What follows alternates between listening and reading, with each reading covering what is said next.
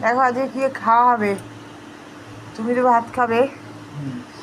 আজকে তো নিরামিষ, মঙ্গলবার করেছি, মটর ডাল করেছি, পটল ভাজা করেছি, একটা তরকারি করেছি, আলু সেদ্ধ দিয়েছি, পাঁপড় ভেজেছি, এইসব করেছি। এখনও হচ্ছে আম আহার এই কেটেছে, আরও আছে। দেখো কেমন হয়ে গেছে আমগুলো। মানে যেগুলো খেতে পারবে খাবে, যেগুলো খেতে পারবে না ফেলে দেবো। হয়ে যাচ্ছে। ফ্রিজে রাখলে এরকমই হচ্ছে। আর ওই ল্যাংড়া আমগুলো খুব ভালো নিয়ে এসছে, মিষ্টি না। এতগুলো আম কেটেছি, জলে খেতে পারবো, খাবো, বাদ বাকি সব ফেলে দেবো। এখন এক ঝুড়ি আছে ফ্রিজে, ল্যাংড়া আম ছাড়া, বুঝলে। ল্যাংড়া আমটা কালকে খাওয়া হবে বলছি। আর তুই ল্যাংড়া আমটা নিয়ে এসছে, খুব টেস্টি, খুব মিষ্টি।